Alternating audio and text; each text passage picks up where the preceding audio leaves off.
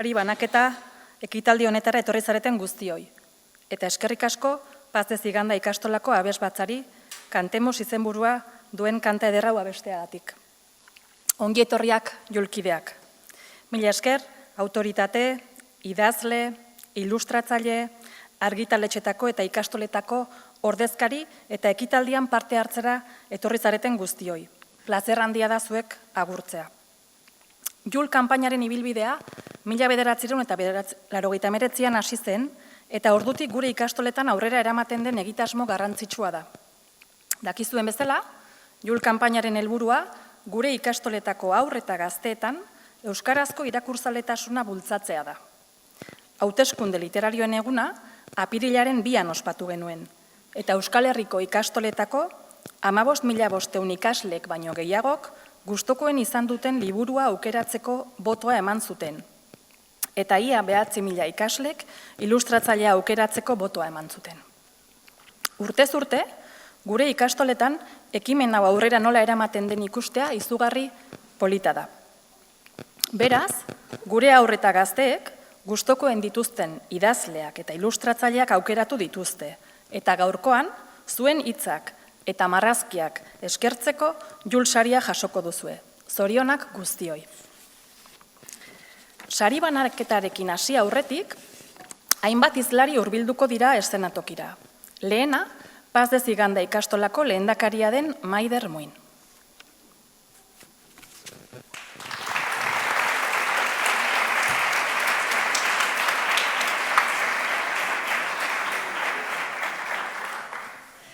Arratsaldeon, eta ongi etorri Jul sari banaketa honetara, plazerra da, zuekin tarte hau partekatzea. Euskara jalgialdi plazara. 1555an, Bernarte Etxeparek Euskara hutsean argitaratutako lehen liburuan, Linguae Baskorum Primiteaen, ageri zen esamolde ezaguna da. Honen harira, gustatuko litzaidake elkarrekin liburu hori idatzi zenetik zenbat urte igaro diren pentsatzea. Urte asko, ez da?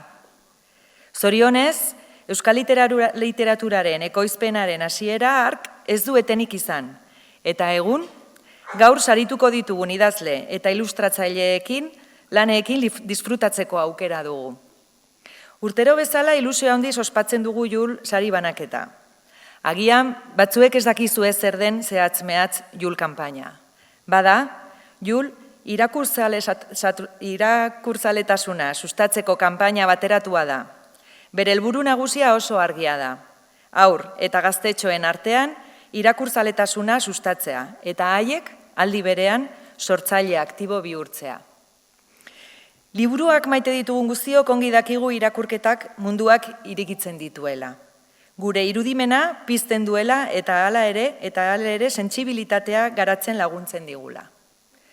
Jul kanpaina ikasturtean zehar gelan, etxean, ikastolan, herrian eta Euskal Herrian irakurketaren zaletasuna bultzatzeko lantzen diren jardueraz osatuta dago.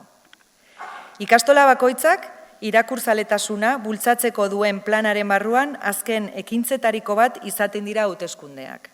Bertan, ikastoletako haur eta gazteek ilustratzaile eta liburu gogokoenak bozkatzen dituzue. Gaur, kategoria bakoitzean bozka gehien jaso dituzten idazle eta ilustratzaileak bildu ditugu hemen. Burlatan, merezitako saria emateko eta egiten duen lana goraipatzeko.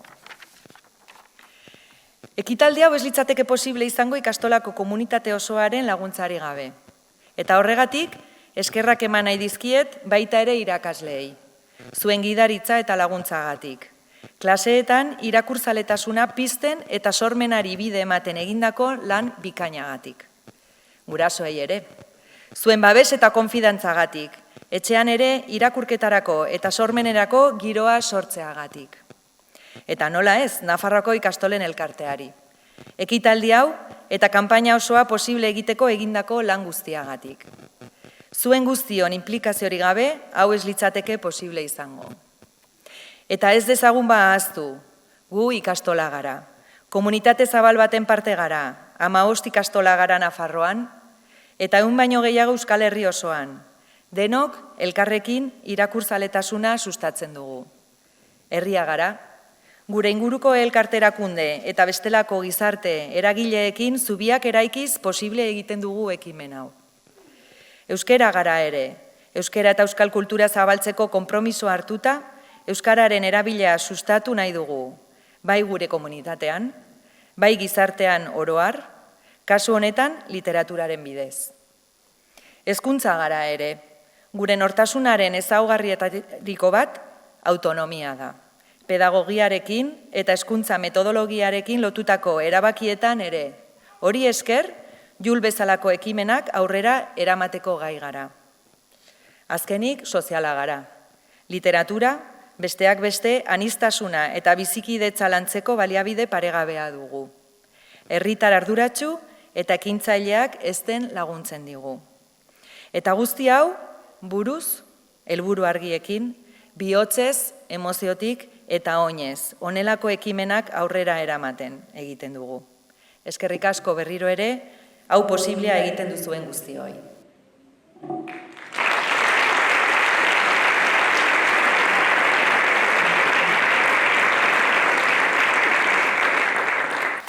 Eskerrik asko, Maider. Eta orain, Nafarroako ikastolen elkarteko lehendakaria den Oier Sanjurjoren hitzak entzungo ditugu.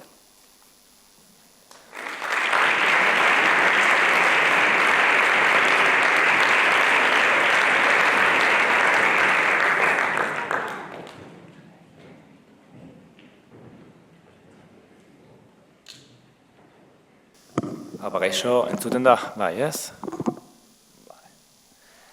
Arratsaldeon guztioi, eta ongi etorri Javi Arakama, Euskara Bideako zuzendari gerentea, Nekane Artola, EHiko lehendakaria, ikastoletako ordezkari guztiak, Maider Nuin, Padeziganda ikastolako lehendakaria, eta Iñaki Erroz, zuzendaria, eta baita familiak ere.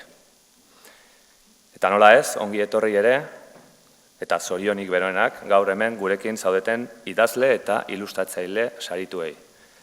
Zuen lanari esker, gure ikasleek irakurketaren plazerraz gozatzen dutelako. Bide batez, eskerrik asko ikastoletako erkidegoa osatzen duzuen guztioi. Urte osoan zehar, ikastoletan euskarazko irakurzaletasuna sustatzen duzuelako eta mila esker familiei, etxean liburuei tokia egiten jarraitzen diozuelako. Gaur, hona etorri aurretik, futbolean izan dudan ibilbidearen eta irakurketaren artean, lotura bat ote zegoen edo pentsatzen aritu naiz. Eta zelaian ikasitako gauza asko etorri zaizkit burura gezurra badirudi ere. Liburuekin zerikusia izan ditzaketenak hain zuzen ere. Futbolean bezala, irakurketan ere, disiplina, jakinmina eta pasioa badira. Eta entrenamentuetan bezala, hasierak, batzuetan nekezak izaten dira, baina beti ere emankorrak. Egia esan, liburu bat irakurtzen hasten garenean, norgehiagoka bat jokatu aurretik sentitzen den zirraren antzekoa izan daiteke. Baina bada, bi mundu horiek partekatzen duten zerbait sakonagoa ere. Eta hori sebera da emozioekiko konexioa. Batzuetan, taldean partekatzen dira, eta beste batzuetan, bakarka bizitzen dira. Eta kirolean eta irakurketan, gure burua beste baten lekuan jartzen dugu sarri, empatia hori izaten dugu, eta horrek gure empatia eta irudimena hazten laguntzen digu. Ikastoletan, gure ikasleentzat, ezinbesteko balioak gizarte hobe bat eraikitzeko. Gaur hemen, saridunak ospatzen ditugu, baina baita Jul kanpainan parte izan zareten guztiak ere. Irakurtzea aukeratu duzuen guztiok zarete irabazle. Eta idazle eta ilustratzaileei, eskerrik asko berriz ere, zuen lanak amets egiteko ateak irekitzen duelako. Amaitzeko, mezu txiki bat, haur eta gazteentzako, eta helduentzako ere balio duena, ez utzi inoiz irakurtzeari, irakurri eta irakurri. Liburu bakoitzaren hitzek eta marrazkiek aukera anitzak eskaintzen baitizkigute.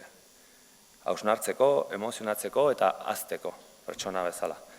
Eta Jul kanpainak balio erantsi bat du ere, euskara noski. Euskaraz irakurtzen dugunean, gure hizkuntza barneatu, sentitu eta garatzen baitugu. Eskerrik asko bihotzez.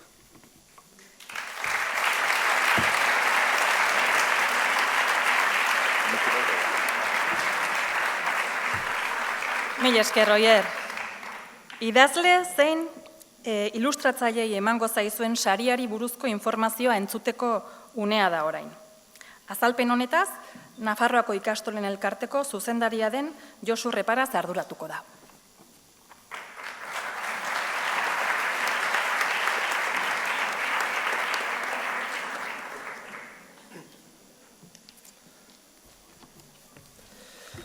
Arratsaldeon guztioi, aurten emango dugun saria, da inoiz eman dugun saririk figuratiboena, Urbasako paisai bada, Alicia Irigoyen Lozanok margotua. Alicia Irigoyen 1982an jaio zen, hemen Iruñan arte eta lanbide eskolan Mariano Royoren ikasle izan zen, eta 1988an bukatu zituen arte ederrak Leioako fakultatean. Bere lehen erakusketa, justo literaturarekin lotura duen pertsonai baten ingurukoa izan zen, Agur Hemingway Iruñan egin zena. Harrezkero, hainbat erakusketetan parte hartu du, bai Nafarroan eta bai beste zenbait lurraldetan.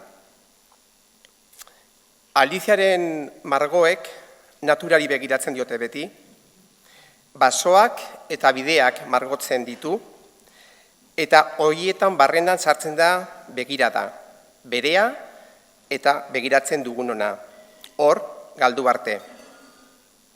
Natura hurbila interesatzen zaio. Gizakiak bere aurrean duen papera gogorazten diguna. Paisaia marraztu eta pintzelada lehun batez azpimarratzen du. Bere kuadro askotan denboraren igarotzea islatzen da, urtaroen aldaketen bitartez. Aurten, enkargo hau egin genioen Alicia Irigoyeni, arrisku handi bat hartu genuen. Berak ez baitio diruari erreparatzen, bihotzari baizik, eta horretarako ez du eskatimatzen denbora, eta bagenuen arrisku bat, lan hauek ez iristea garaiz. Maiz, gertatu biden bezala, bere zenbait konpromisorekin. Oraingoan bete du konpromisoa, eta urtean zehar, egindako lan hauek guztiak, 4 urtaroak biltzen dituzte. Guztiak erabat desberdinak dira, bere hizkuntza plastikoa noski da, nahaztu ezin daitekeena, inkonfundiblea da, eta hor biltzen dira, hasirakoak dira udaberrikoak, badira udakoak, badira udazkenekoak, hori da bere gustokoena den urtaroa, eta badira negukoak. Artista honen lan bakoitzak, hau bere txikitasunean eta beste batzuk bere onditasunean, basoan murgiltzen laguntzen gaituzte. Bere pago eta lanbroetan, errealitate natural, inguratzaile eta magikoko unibertso bat aurkitzen dugu bere obra guztietan. Berak bihotza jartzen du bere lanetan, noski bere profesionaltasuna izugarria da, bere trebetasuna handia da, baina lan hauetako bakoitza maitasun ariketa bada. Eta horregatik, pentsatzen dugu literaturan bezala, honek ematen digula non murgildua eta non galdu gure bihotza ere. Irakurriko dut bere testu horren zatitxo bat. Basoan zuhaitz bat aukeratuko dugu. Pago bat da. Eta ale bikain horretatik, hosto bati erreparatzen diogu. Lurrera itzuli den hosto delikatu bati. Erraldoitik askatuta, lurrean erorita, itxuraz hilda. Baina hosto txiki eta delikatu horrek bizitzaren boterea du oraindik. Berarekin doazen milakako hostoekin humus bihurtuko da. Haziaren ongarria, enborra gizentzen eta adarrak goratzen joango den zuhaitz berri bat ernaraziko duena, ura, argia, denbora eta lurra lagunduz, eta itzala, aterpea, oksigenoa eta bakea eskainiz literatura bezala. Eta horrela izaten jarraituko du ziklo infinituan, basoan, hau da, bizitzan. Naturaren hizkuntza magikoak badaki hosto bakoitzak, zuhaitz bakoitzak kontatzen duela, insektu bakoitzak, txori bakoitzak, pertsona bakoitzak kontatzen duen bezala. Badaki, orain, inoiz baino gehiago, gutxi askoren batura dela, osotasunaren indarra, humus apala behar dugula, erraldoiak izateko. Humus, humildad, humanidad. Aprender de la naturaleza, escucharla en su silencio, querer estar dentro, formar parte, pisarla sin herirla, dejar huellas sin quitar vida. Bere oleo hauetako bakoitzean, literaturan bezala, zenbat eta bizitza gehiago egon, hainbat eta bizitza gehiago sartzen da.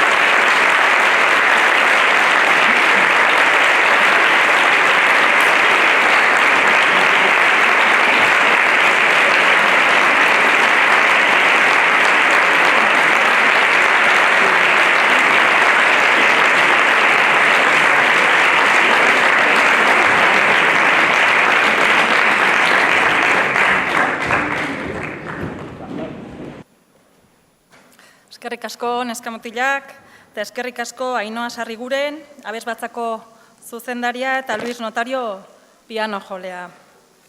Mila esker Josu, sariari buruzko azalpenengatik, zuen gustokoa izatea espero dugu.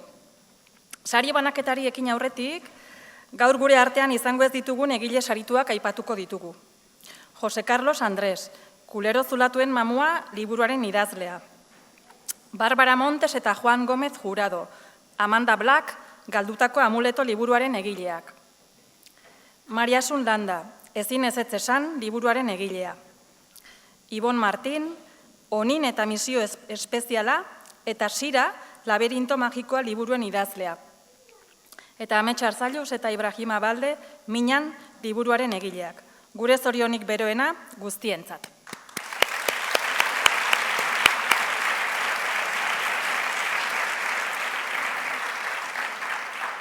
Eta orain, Pazez Iganda ikastolako ikasleen laguntza izango dugu sariak banatzeko. Hementxe atzean daude denak prest, eta aurreratzen dizuet jakin min handiko neskamutilak direla.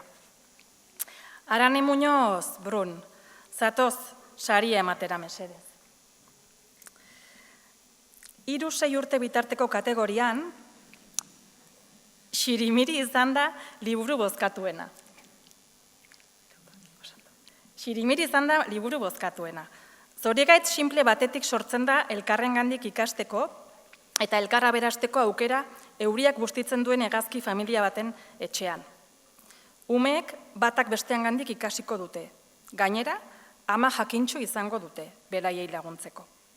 Este álbum ilustrado crea una metáfora de una sociedad individualista y plantea ideas para mejorar la comunicación y la colectividad desde la convivencia y la solidaridad. Zorionak, Fernando Pérez Hernando. Igo mesedez zure saria jasotzera. Enhorabuena, Fernando Pérez Hernando. Acércate, por favor, a recibir tu premio.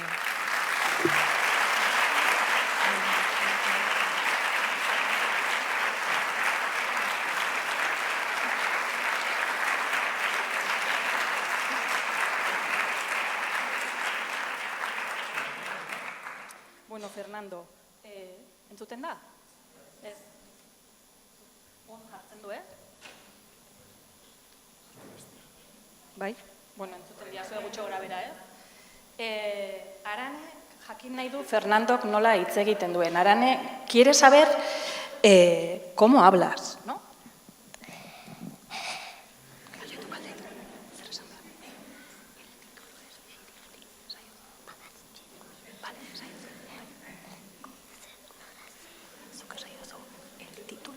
Xirimiri, eta gero, tú también hablas con la I.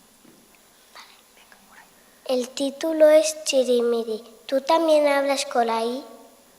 Sí. Es fácil. Sí, pero puedo hablar con la O. No. ¿A ti te ha gustado el cuento? Sí. Míralo, viene trajillo también. Zer da? ¿Qué es? Zer da? Txapa, Txapa. Eta zer dago txapan? txori bat, Eta non agertzen dira txoriak? Xirimiri puian, oso ondo. Bale, ba, argazkitxo bat osak ez una fita hori.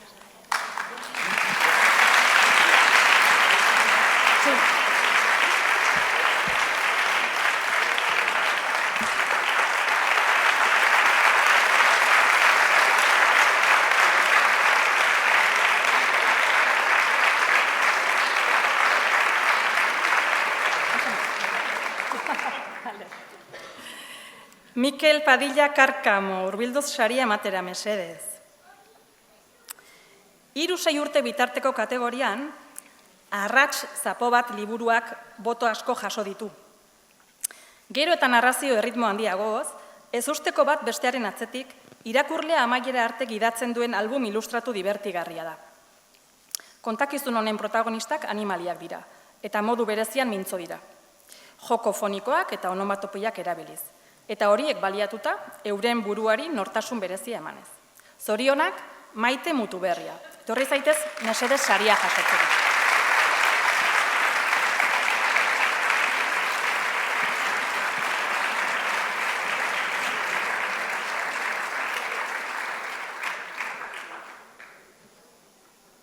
Bueno, Maite, Mikel dago kezkatuta zapoarekin. Ezta, Mikel?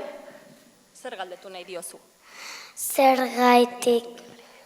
Zergaitik nor lagundu zion zapoari askatzen mingaina. Claro, ipuina bukatzen da, zapoa dauka mingainak lotuta, ez da? Ba, ez dut pentsatu nola konpondu arazo hau, igual zerbait pentsatu beharko duzue eta bigarren ipuin bat idatzi horren inguruan nolako zerbait. Zuk zerbait pentsatu duzu? Ez. Penarekin gelditu zinen irakurtzean? Bai. Eta horretik irri egin zenuen? Bai. Bueno, hori zen helburua. Argazkitxo bat, orain argazkitxo bat.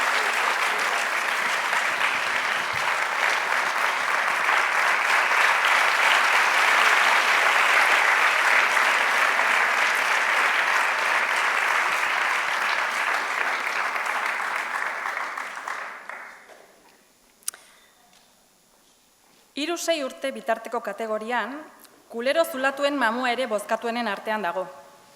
Jose Carlos Andres da liburu honen egilea. Antzerkigintzan dabil eta clown konpainia bat du. Egun batean planteatu zuen antzeztuz ezintzela munduko leku guztietara iritsi, baina ipuinek ahoz aho eta eskuz esku bidaiatzen zutela ohartu zen. Modu horretan, idazle eta ipuin kontalari bihurtu zen. Jose Carlosek ezin izan du Nafarrora hurbildu eta bideo bat bidali digu. Ea zer dioen. Egunon, José Carlos Andrés Naís. Mila esker por haber premiado uno de mis libros favoritos, Kulero Zulatuen Mamua. Estoy súper orgulloso que tantas personas pequeñas hayan votado en 51 ikastolas un libro de una persona que escribe desde el amor y desde el humor para simplemente intentar hacer este mundo un poquito más alegre, más feliz, animar a que leáis, escuchéis cuentos. La vida es un cuento, pero puede ser un cuento muy bonito y muy divertido. Y yo creo que vosotras y vosotros habéis elegido vivir una vida de cuento, bonito y divertido. Solamente puedo añadir, porque la verdad estoy emocionado, este premio me lo llevo bien guardadito en el corazón, que gracias, gracias y gracias. Y bueno, me despido como me gusta despedirme, como los payasos. Un beso en la nariz.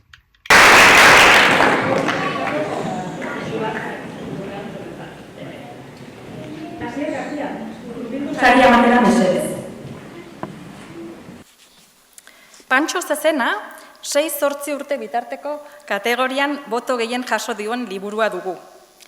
Zen olako festak. Pantxok horro beldurgarriak atera eta instantean harrapatzen zuen jendea. Eta zilipurdika botatzen zituen adar handiekin, trapuzar baten modura. Zorionak Pello Añorga. Tor zaitez mesedez, zure saria jasotzera.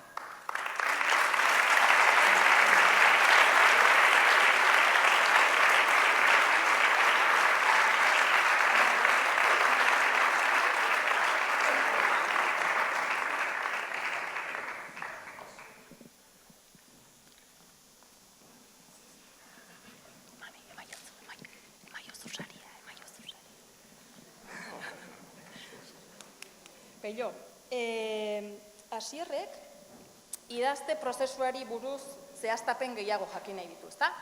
Zer esan nahi diozu? Nork edo zerk inspiratu zizun liburuak idaztera? Liburuak, Zezenak. Nork edo zer inspiratu, berriz? Nork edo zer inspiratu zizun liburuak idaztera? Niri Zezenak asko bildurtzen naute. Eta orduan, beldur gutxiago izateko bururatu zitzaidan, Zezenari buruz idaztea. Ni txikitan, banuen izeba bat, eta kantatzen zian. Dira, dira, Zezena dira, adar zorrotzak bustan amo, Harrapatzen bazaitu, jota bertan hilko zaitu, jota bertan hilko du. Eta abestuz eta kontatuz beldur gutxiago izaten nuen. Eta bestea beste horregatik idatzi nuen. Interesgarria, Oso ondo.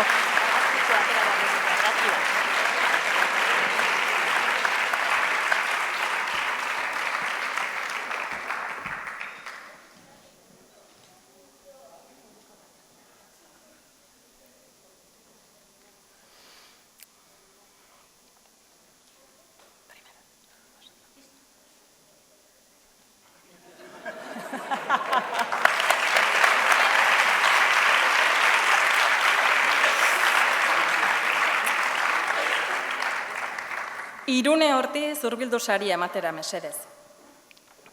Itxasaizea dabil, 6-8 urte bitarteko kategorian boto kopuru handia jaso duen liburua dugu. Iaz ere saritua izan zen.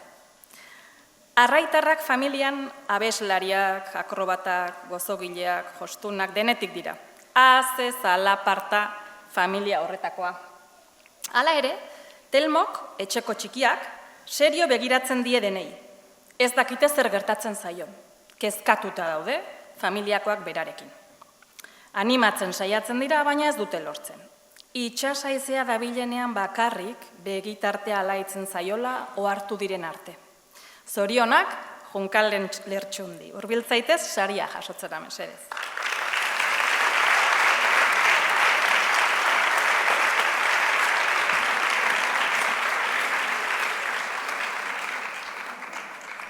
Bueno, Junkal, Irunek dauka galdera pertsonal bat, ezta?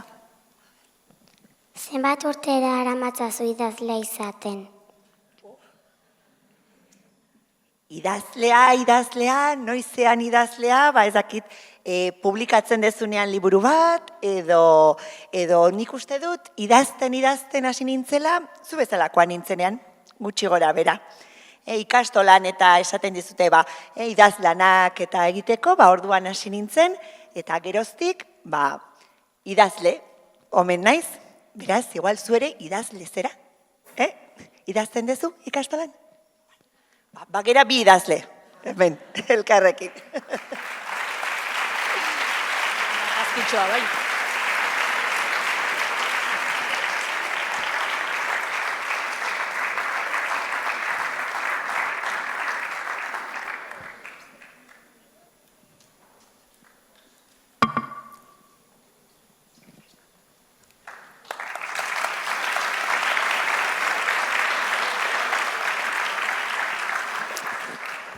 Alaia Ordoki, hurbildu saria ematera mesedez.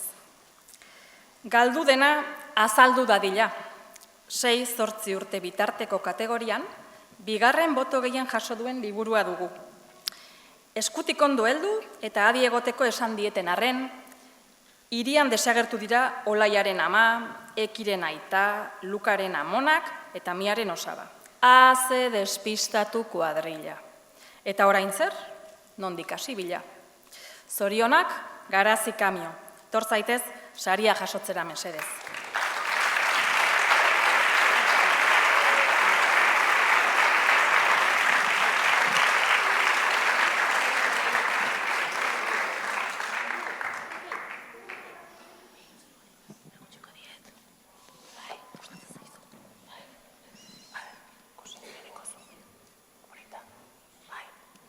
Garazi,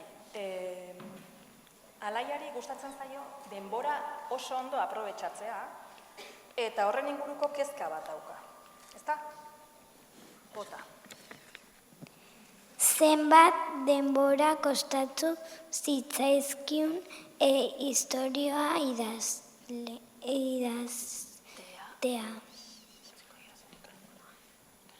Kaixo Alaia, kaixo Janire. Begira, zu oso txikia zinen, eta etzara oroituko, baina hemen gauden asko, geunden etxean, esan zigutelako etxean gelditu behar ginela, etxetik atera gabe denbora asko. Eta nik pasatzen duk zu bezala, goiza eta arratsaldea ikastolan. Eta orduan pasatzen nuen goiza ikastolan, baina etxetik egiten nuen lan, eta nire umeak zeuden etxean. Eta orduan arratsaldeetan idazten nuen ipuina, eta pasa nuen hilabete bat horrela idazten. Balio dizu erantzunak? Bai.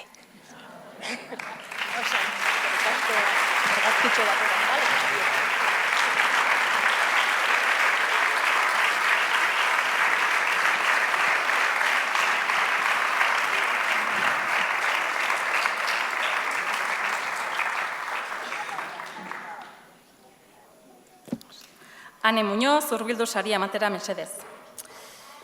Mi puntaren puntan, 8-10 urte bitarteko kategorian arrakasta handia izan duen liburua dugu.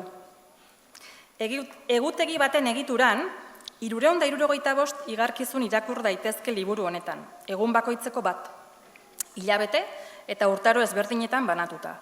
Bizitzak berak egunero dakarrelako berarekin asmatu beharreko igarkizun bat. Zorionak, Xabier Olaso. Tor zaitez, saria jasotzera. Mesedez.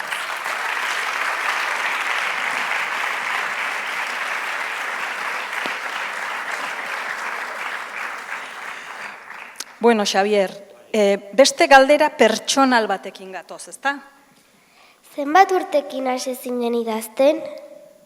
Zenbat urterekin? Bueno, esango nuke, idaztea urtekin batera nolabait egiten den alako barne zaletasuna dela, baina txikitan hasten dela. Neskatotan, mutikotan, orduan nik esango nuke, mutikotan jada baneukala joeratxo batero idazteko. Matematikak esate baterako ez nituen oso gustuko. Gehiago gustatzen zitzaidan idaztea.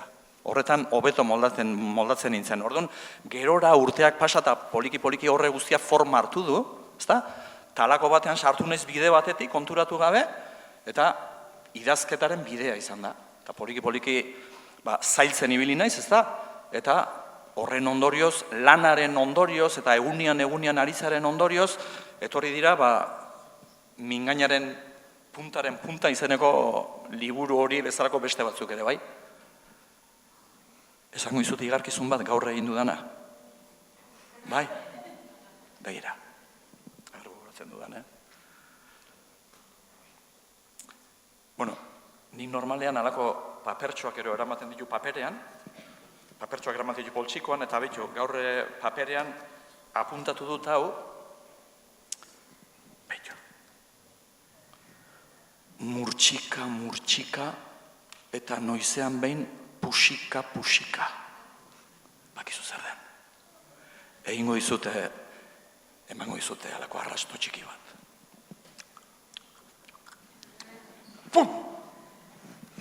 Bakizu zer den. Murtsika. Eta noizean behin pusika. Zer da? Txiklea.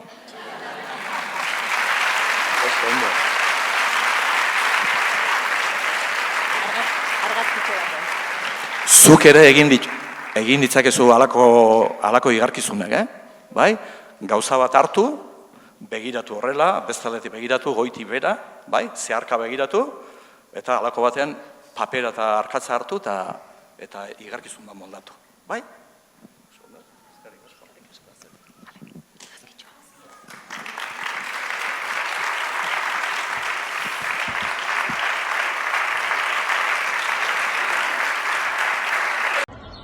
Kaixo lagunok, beitu, ez daukate egoterik antxe, zuekin, nik nahiko nuken bezala, baina mesutxo bat behintzat bidari nahi dizuet. Eskerrik asko bidaltzeko eta bihotzez ezateko gainera. Asko postu nintzela, jakitea, nire liburuari Jules saria eman zeniotela. Orduan, mila esker denoi eta bereziki gure ikasle maitiei. Gora, Jules kanpaina eta Jules sariak. Agur! Eskerrik asko, Maria Sunlanda, zure hitzengatik. Itxaso San Sebastian, gerturatu zaitez, saria ematera mesedez. Azken denbora, 10-12 urte bitarteko kategorian oso bozkatua izan da. Iaz ere saritua izan zen. Liburu honetan gertatuko dena irakurlearen esku dago. Arriskuak, dilemak eta abenturak aurkituko ditu. Erabakiak hartu beharreko dira eta enigmak ebatzi. Horretarako, gaitasunak eta adimena erabiliz. Erabaki txar batek hondamendia eragin lezake. Baina edozein unetan, atzera egin dezake irakurleak eta beste aukera bat hautatu. Zorionak Nerea Loiola. Hurbildu zaitez, mesedez saria jasotzera.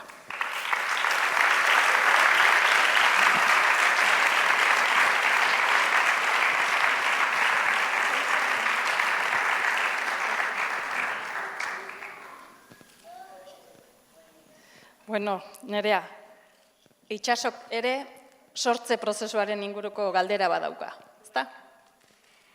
Nondik hartu zenuen inspirazioa horrelako liburu bat egiteko? Eta nor bultzatu zintuen idazlea izateko? Horiek bi galdera dira, eta galdera bat. Baina, inspirazioa horrela labur kontatzeko, eman ziaten hor bertan dagoen nire semeak eta bere lagun batek, esan zidatelako horrelako liburuak pila bat gustatzen zitzaizkiela, baina ez zegoela euskeraz horrelako libururik. Eta nio hartu nintzen ere umetan, pila bat gustatzen zitzaizkidala aukeratu zure abentura liburuak.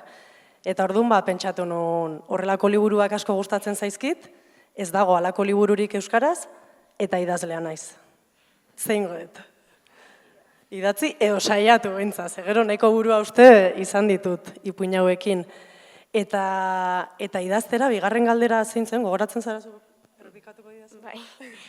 Eta nork bultzatu zintuen idazlea izateko? Bultzatu aditza ez dakit erabiliko nuken, baina bai behar bada animatu, eta animoiek etxetik etorri ziren berriz ere, bururatu zitzaidan historiotxo bat, umeri asko gustatu zitzaiena, eta etxetik animatu ninduten idaztera, eta gertatu zitzaidan oso gauza polita, izan zela animatu nintzenean ipuintxo txiki bat izan zen lehendabizikoa, eta bueno, ez neuen oso seguru idatzi ez idatzi, baino idazten hasi nintzanean, ohartu nintzen idaztea izugarri gustatzen zitzaidala, baino ordura arte nire bizitzan egindako ezer, baino gehiago. Eta animoiei esker eta hasi nintzen horrela kasualidadez, eta gaur hemen nago julsari bat jasotzen, pentsa. Hain argazkitxo bat, bale?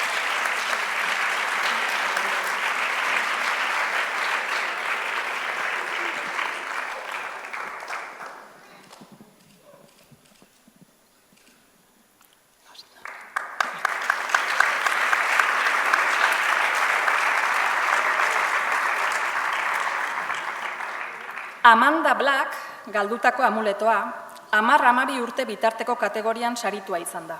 Kasu honetan, egileak Madrilen bizi dira eta tamalez ezin izan dira hurbildu. Baina pozik hartu zuten, Jul kanpainan sarituak izan zirela, eta ekitaldian nolabait presentzia izan nahi zuten. Beraz, ea zer dioten. Muchas gracias de todo corazón a los que habéis votado a Amanda Black, el número 2. El amuleto perdido. Como mejor libro de literatura en euskera. Bueno, yo soy Bárbara Montes. Y yo soy Juan Gómez Jurado. Y queremos eso, sobre todo daros las gracias por haber votado, por leer y por estar ahí. Y también un saludo muy especial a vuestros profesores, a vuestras profesoras. Y seguid leyendo, aunque no sea Amanda Black, leed lo que sea. Da igual lo que leáis, pero leed. Que es lo más divertido que hay. Un abrazo. Eskerrik asko, Bárbara Montes eta Juan Gómez Jurado. Iker Belzunegi, etorri sari ematera mesedez. 12-16 urte bitarteko kategorian, hormak liburuak bozkatuenetariko bat izan da.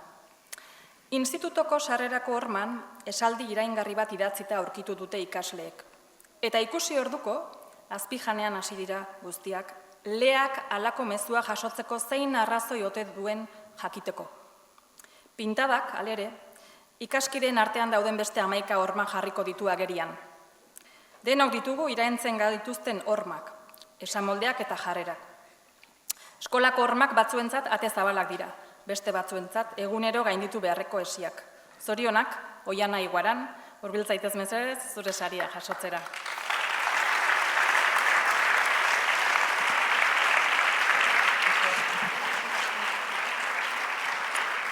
Bueno, Jana, Ikerrek galdera luze bezain sakona dauka, bai? Oso interesgarria iruditu zait liburuan ikuspuntu guztietatik historia saltzea. Nola lortu duzu hainbeste tailekin? Eskertzen dizut. Detaile asko zuzkala iruditu bazaizu, da seguru asko zuk ere bilatu dituzulako lerro artean zeuden pistak eta gauzak. Eta ikuspuntuena bai iruditzen zitzaidala garrantzitsua, askotan gertatzen diren gauzak desberdin bizi ditugulako. Eta desberdin eragiten digutelako. Eta batzuetan gertatu dena baino gehiago delako nola iritsi zaigun edo zer eragin digun bakoitzari. Horren arabera erreakzionatzen dugulako. Eta horren inguruko ahalegin bat da hormak.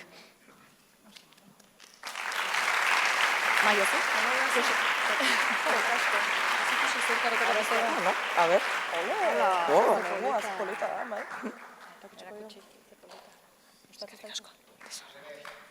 Ai!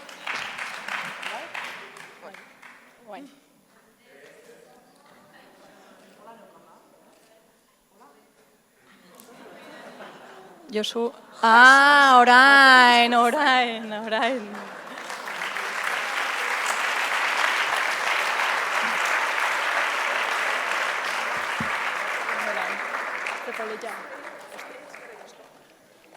Naiara Bidart, lagundu mesedez saria ematen.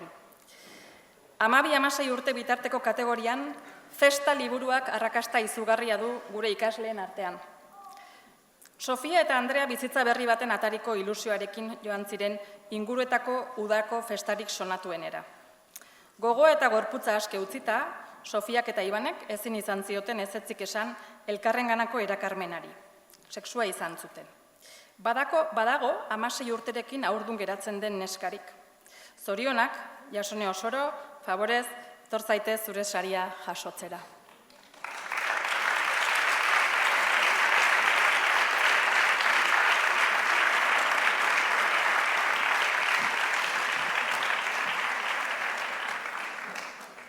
Bueno, Jasone, Naiarak dauka liburuaren gaiaren inguruko gogoeta bat, ez, mahai gainean jartzeko. Zergatik uste duzu garrantzitsua dela gai hauetaz hitz egitea? Uste duzu horrela gazteak konstienteagoa izango direla eta egoera hobetuko dela? Bueno, bai. Nik asko sinisten dut fikzioan. Eta usten dut batzutan zuen adinarekin gaur egun egia da informazio pila bat daukazuela eskura. Bai mugikorren bitartez, eskoletan tailerrak dauzkazue, gurasoek ere teoria hementzat hitz egiten dugu zuekin. Baina batzun dauka sentsazioa informazioa segun undikan eta nola iristen da, ez dela gehiegi geratzen buruan. Eta fikzioaren bitartez liburu bat irakurtzen baldin badugu edo pelikula bat ikusten, emozioak, pertsonaien emozioak ere guregana iristen dira. Orduan nola esateko sentitzen dugu pertsonaiek sentitzen duten gauza bera eta hori geratzen da. Orduan, festa irakurrita sentitzen baldin baduzu Sofiak sentitzen daban haurdun geratzen danean, behar bada neurriak hartuko dituzu, haurdunez geratzeko. Hori da pixkat helburua.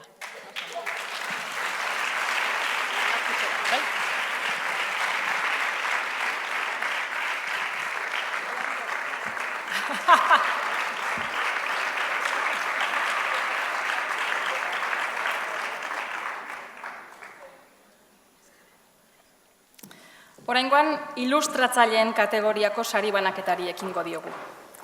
Maialen Armendariz, zatoz saria ematera mesedez. Orain, Bartzelonatik hurbildu den ilustratzaile bati buruz hitz egingo dugu. Hablamos de un ilustrador catalán que vive viajando por el mundo. Su trayectoria profesional se enmarca en distintos ámbitos del diseño gráfico, en concreto en el textil. Nazioarteko moda marka ezagunen diseinuak egin ditu. Eta gaur egun artista grafiko independente eta haur eta gazte literaturan ilustratzaile lanetan dihardu. Ibon Martinek idatzitako Onin eta Sira saien marrazkiak bereak dira. Beti erronka berrien atzetik dabilen irudigilea. Ongi etorri Emanuel Montiel, zorionak. Benvingut als Premis Llull i moltes felicitats. Acércate, por favor, a recibir tu premio.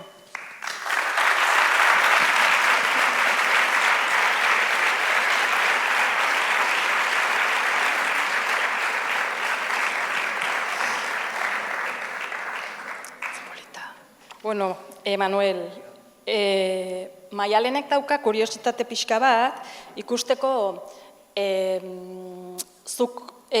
zure marrazteko estiloaren inguruan. Maialen tiene curiosidad por conocer algo de tu pasado, relacionado con los estilos, ¿no? Antes de encontrar tu propio estilo de dibujo, ¿cuántos y qué estilos probaste? ¿Cuántos estilos he probado? Pues un montón de estilos, no sé. Dime algo más concreto. Tampoco te puedo. Pues como todos, dibujando cualquier cosa.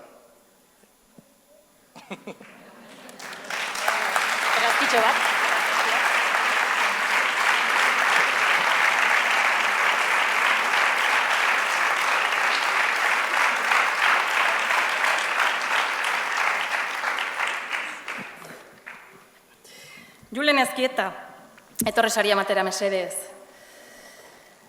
Alemaniatik datorren marrazkilari honek ibilbide zabala du irudigintzan.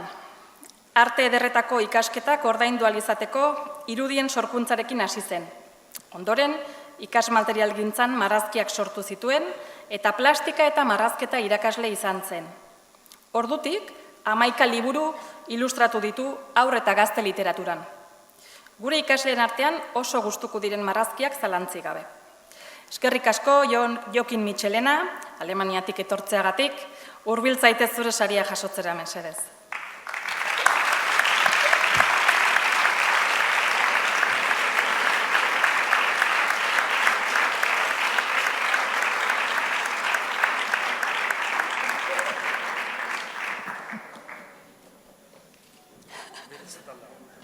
Bai.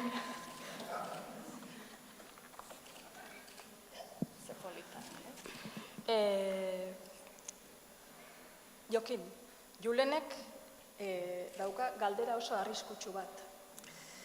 Eta jakin nahi du zure lanaren arrakastaren sekretua, ezta? Bota galdera. Nola egiten duzu nahasketa kolore horiek eta azkenean kolore hain polit hori lortzeko? Egia da, galdera arriskutsua zela, eta suertia daukazu ezin dudala korrika hasi egonin bertan. Baina, nire kasuan, hemen badaude ilustratzaile batzuk, ni baino langileagoak, eta nik uste dut, agian, egin aurretik, badakitela marrazkia nolakoa izango den. Hoi ez da nire kasua.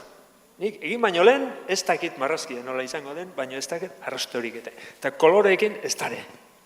Bai, azten ez koloreak nazten nola nahi, naztu eta naztu eta naztu, eta esaten denean, orain balio du. Ba, horrek balio du. Bale.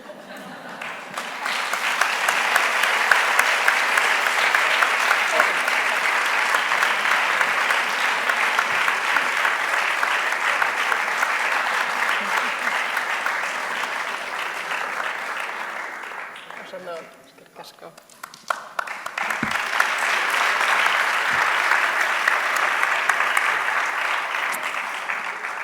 Irune Kapapai, hurbil zaitez saria ematera mesedez. Oraingoan, gure ikasleen artean oso ezagunak diren marrazkien eta lanen ilustratzailea dugu. Marrazkilari honen ibilbidea ezaguna da oso. Haur literaturan irudiak egiten diharduen bitartean, animazioarekin ere jarduten du. Beti prest dago eremu berrietan irudiekin lanak egiteko eta gauzak asmatzeko. Bere azken abenturak, hiru kokoroa du izena. Iskander Sagarminaga igerilari ausartarekin, hiru itsas erronka burutuko dituzte. Manhattan, Catalina eta Ipar Kanala. Iskanderrek itsasoa igerian zeharkatzen duen bitartean, alboko txalupan, Eider lagunak gertatzen dena marraztuko du. Aze nolako abentura. Zorionak, Eider Eibar. Igo mesedez zure saria jasotzera.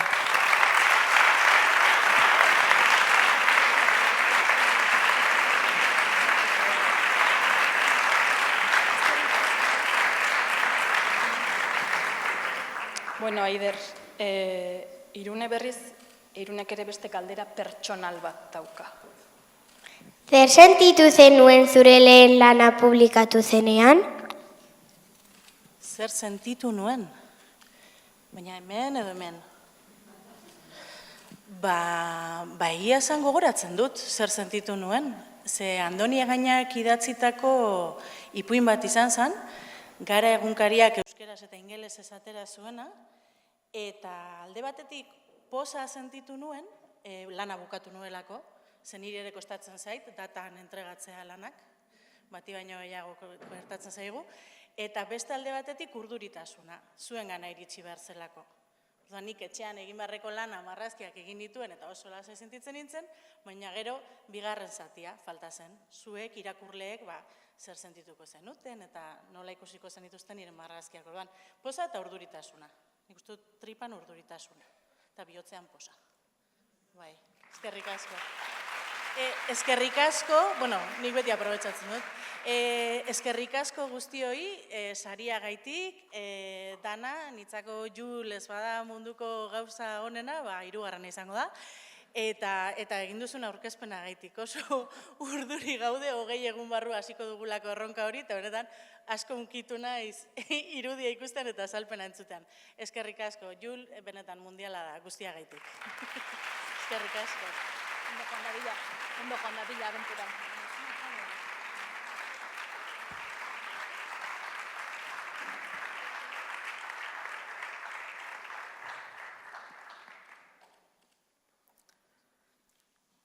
Naia Clemente, etor zaitez saria matera mesedez. Formazioz arkitektoa, pasioz marrazkilaria. Berez, irudien munduan eroso sentitzen da, eremu ezberdinetan gainera. Aldizkarietarako tirak marrazten, Argia, Gaztezulo, Xabiroi eta H28 aldizkarietan eta egunkarietan kolaborazioak egiten. Eta diskoen azaletarako eta noski liburuetarako ilustrazioak ere egiten ditu. Zorionak, Joseba Larratxe Josebizki. Tor zaitez zure saria jasotzera.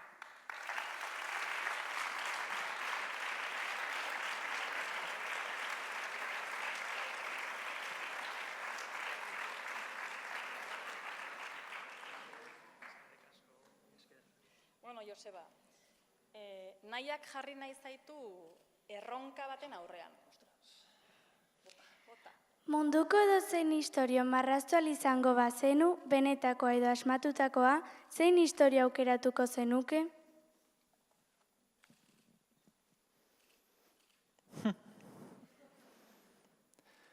Venga, jarriko naiz pixko bat sentimentala eta politikoki zuzena. Gazako triskantzabaren bukaera marraztuko nuke oso gustora.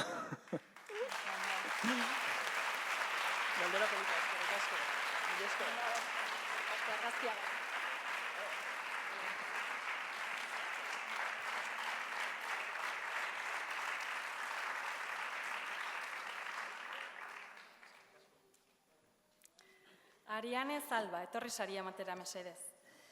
Eta gure azken saritua deituko dugu oraingoan. Marrazkigile eta komikigile Gipuzkoar honek Bartzelonan arte grafikoko ikasketak burutu zituen.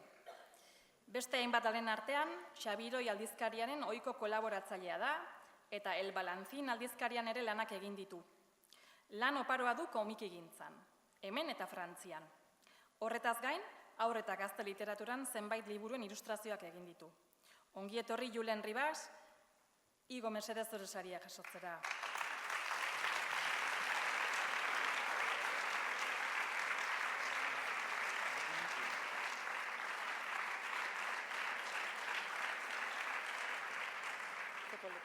Beste aldetik,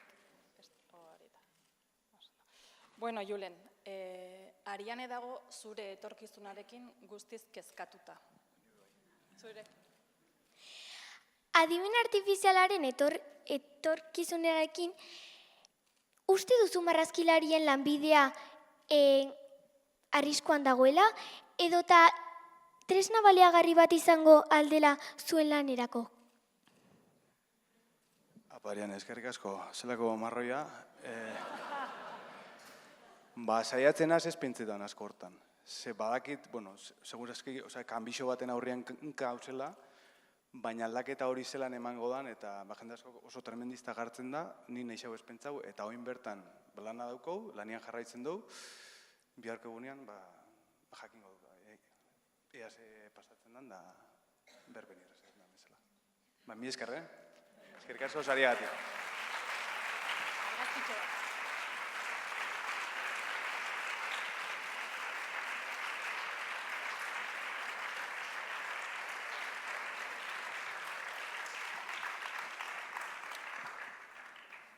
Eta horrela, iritsi gara sari banaketa ekitaldi zoragarri honen amaierara. Hemen zaudeten idazle eta ilustratzaileek erakutsi diguzue, gure ikasleentzat zuen hitzak eta irudiak mundu berrietarako leihoak direla, eta elkartu egiten gaituzuela. Eskerrak eman nahi dizkizuegu, zuen talentua gurekin partekatzeagatik, eta literaturak bizitzak eraldatzeko ahalmena duela gogorazteagatik. Arrakastaz eta inspirazio handiz betetako bidea opa dizuegu. Mila esker guztioi gaur hemen egoteagatik, eta haur eta gazte literaturaren mundu zoragarria babesteagatik. Hurrengora arte, eta inoez ez daitezela istorioak eta marrazkiak falta. Zorionak egile guztiei.